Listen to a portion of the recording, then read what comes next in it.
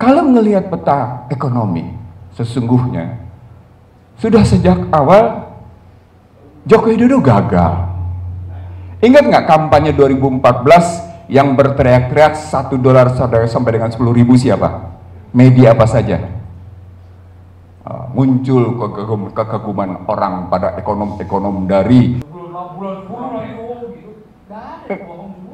logikanya sederhana. Lihat tax rasionya. Tax rasionya baru dalam konstruksi 2022 sebesar 10,38. Satu. Yang kedua, kemudian bisa kita lihat misalnya dalam konstruksi bagaimana belanja-belanja mereka akhirnya memperkaya orang kaya. Lihat, waktu kemarin krisis yang ada adalah industri PCR dan industri antigen yang untung. Bukan siapa-siapa. Nah, artinya logika cawe-cawe itu, logika terlibatan untuk yang namanya jujur dan adil dalam rangka tadi pakai istilah itu, dalam rangka demi negara dan demi pembangunan, sesungguhnya nggak bisa didapat pembenaran. Jadi deminya itu kan argumentasinya.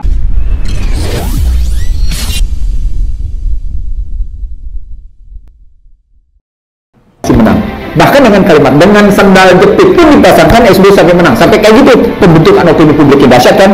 Dan saya tahu siapa kalangan intelektual bayarannya. Ketika 2014 subsidinya ada cawe-cawe. Kenapa?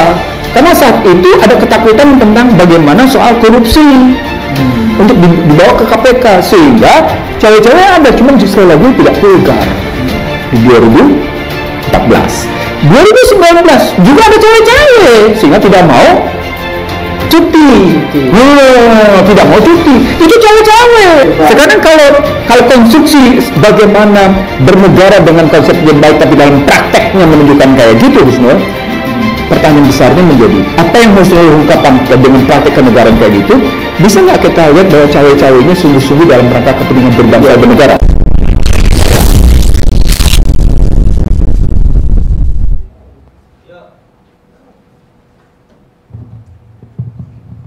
Terima kasih. Assalamualaikum warahmatullahi wabarakatuh. Saya menikmati acara ini kembali. Kenapa saya menikmati? Karena satu kata kunci.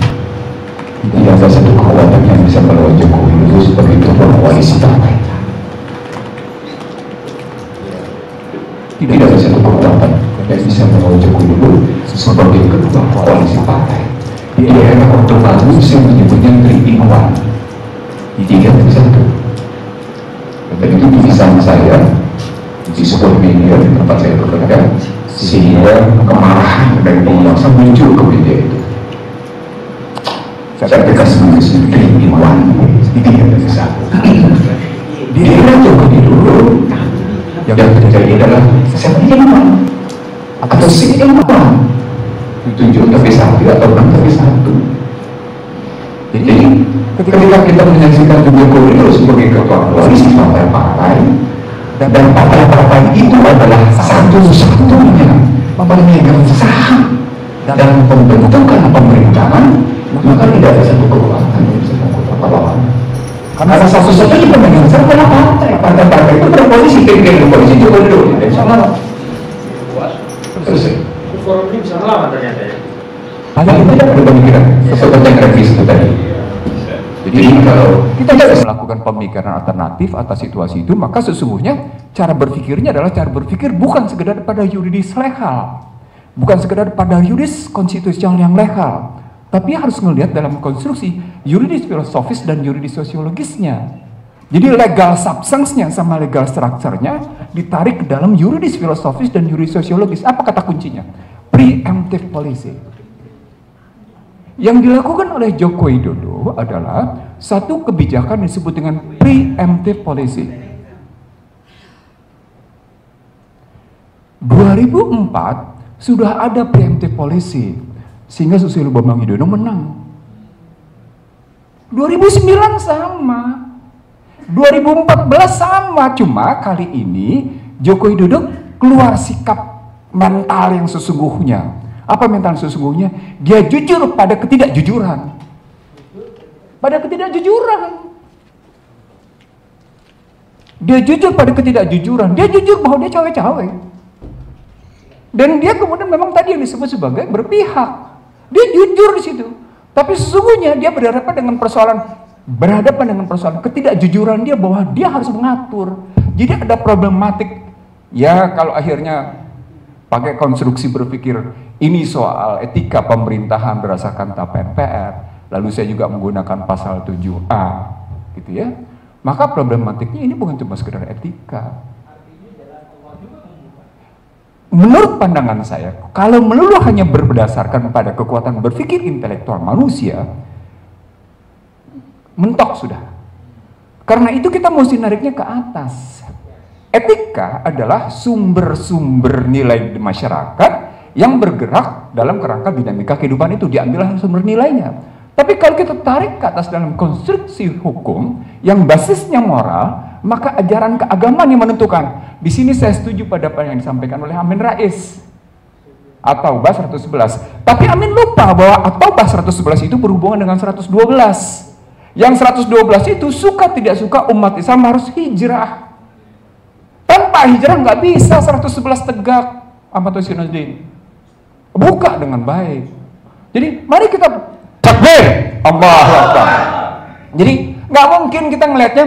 Saya ingin mengajak pemirsa Ahmad Husainuddin channel, Refli Harun channel, dan semua channel ngelihatnya total dulu.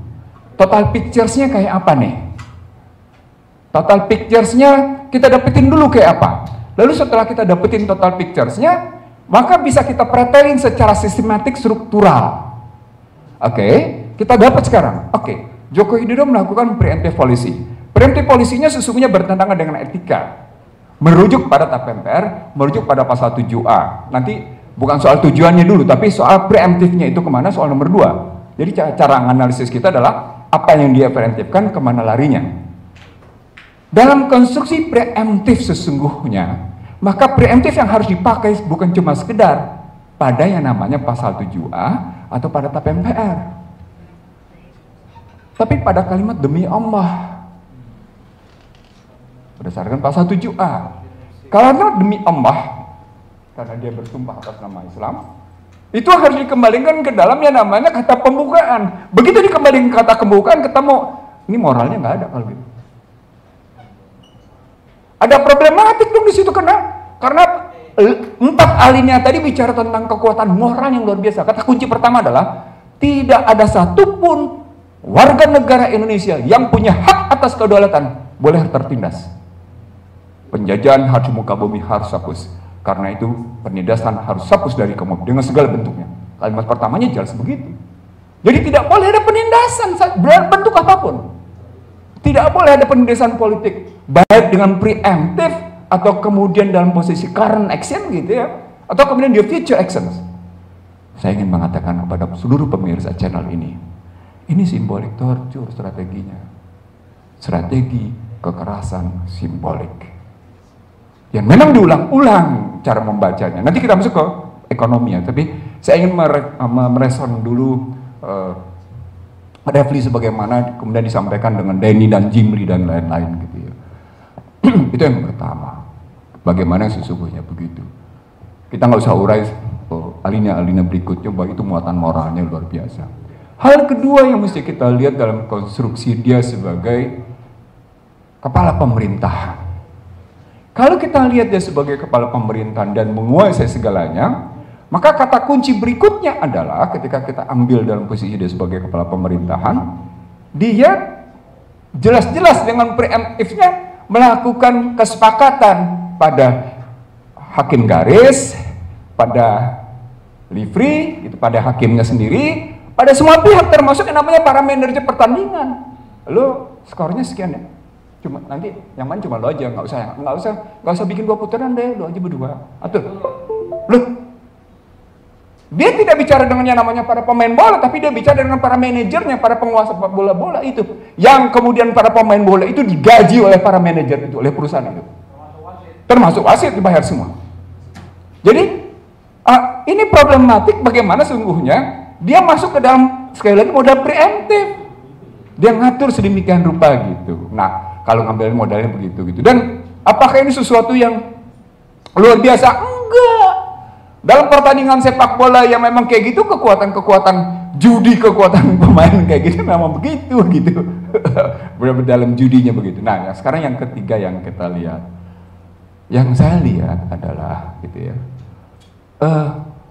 kita mencoba untuk keluar dari kemelut seperti ini, tapi kemelut yang dimunculkan itu pada konstruksi misalnya katakan sodoran tentang pemakzulan yang dimulai dengan hak angket.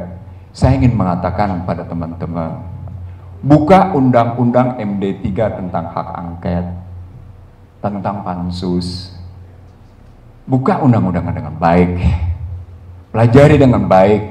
Apakah memang hasil pansus itu bisa ditindaklanjuti apa enggak, walaupun dengan hak menyatakan pendapat. Buka dengan baik. Apalagi koalisi di tangan mereka gitu.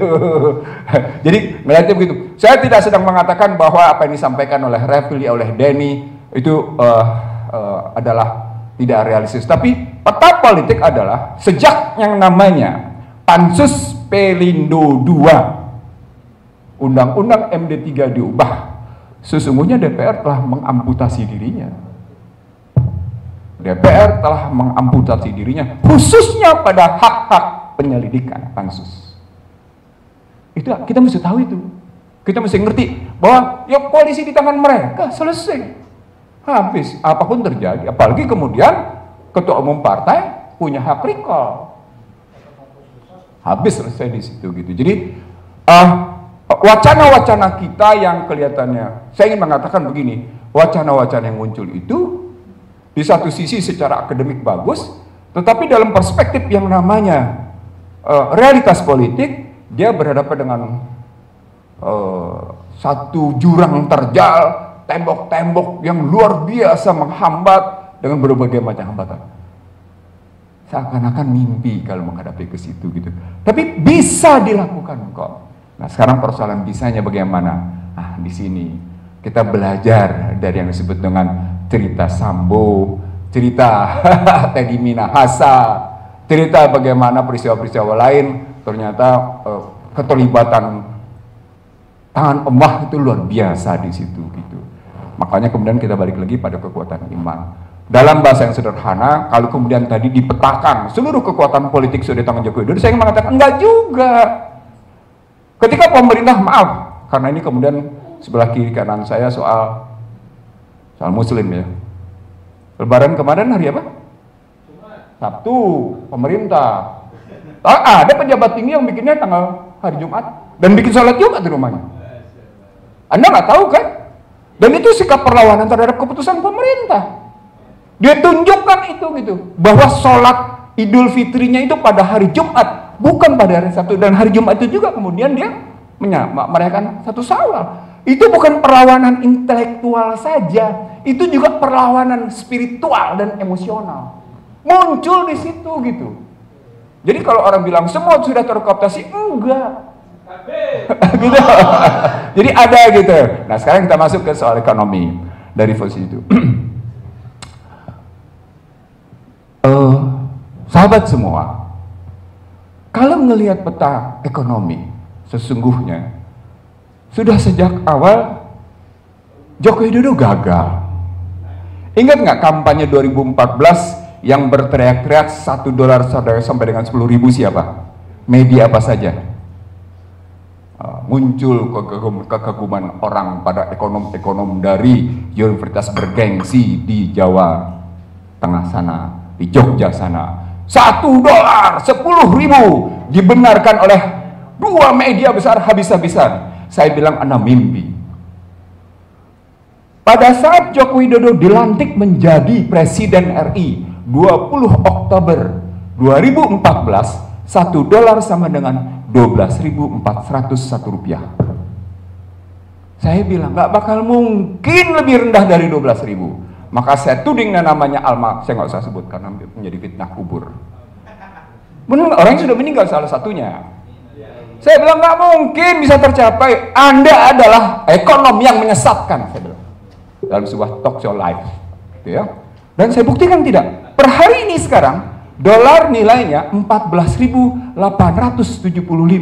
Artinya dalam perspektif moneter, kita lihat perspektif moneter nilai tukar, gagal. Karena kecenderungannya naik begini ngelihatnya.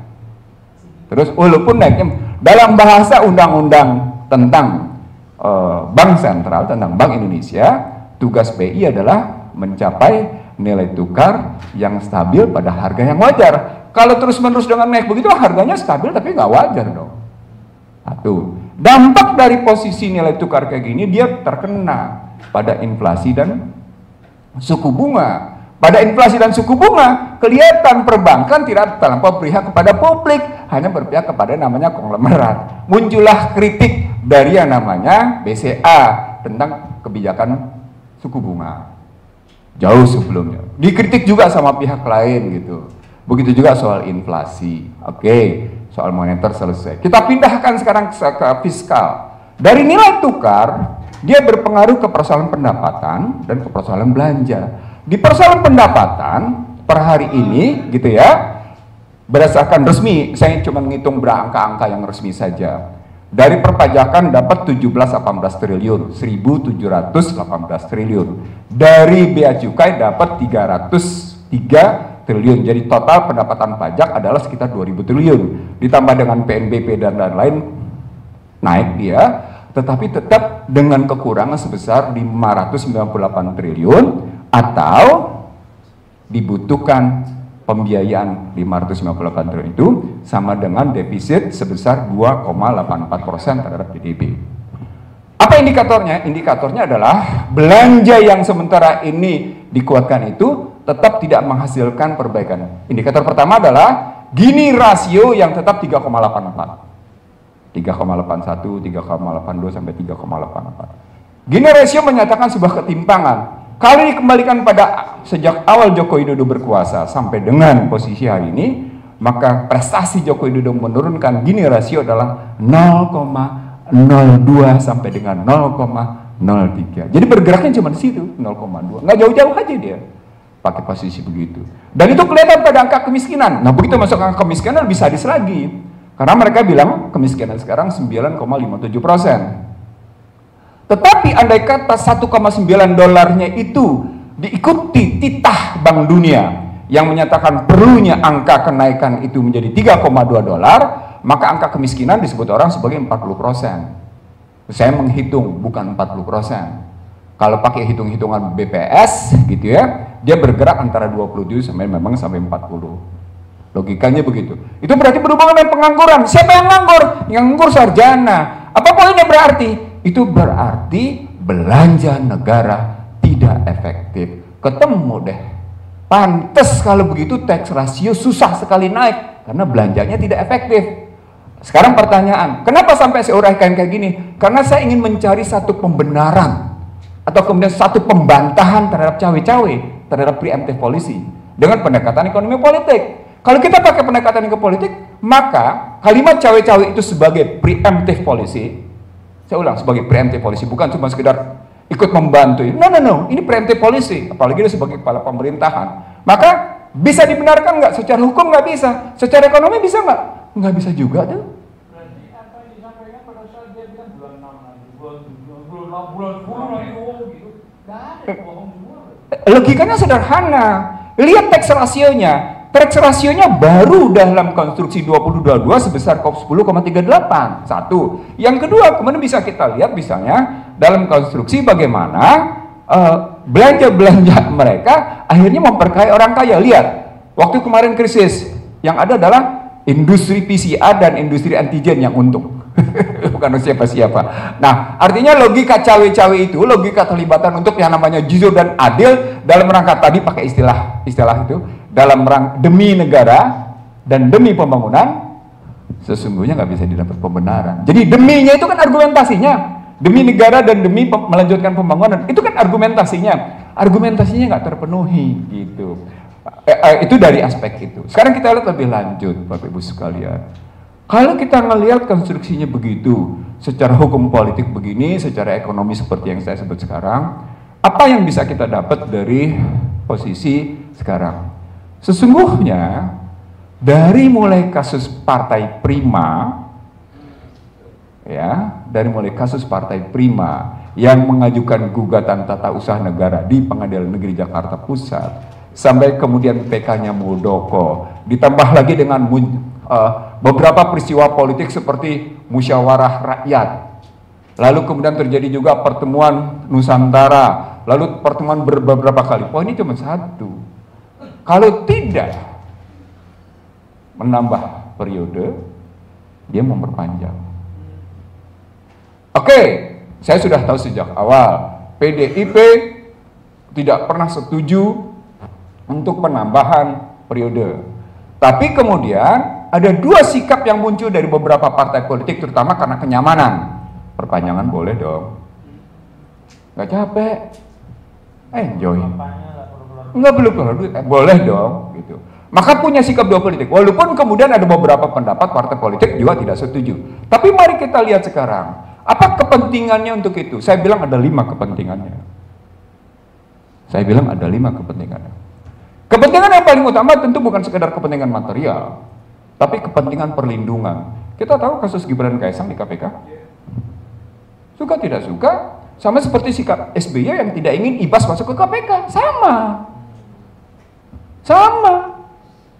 2014, siapapun orangnya pasti akan membarget agar Ibas tidak bernasib seperti almarhum sudah meninggal, dia sudah selesai.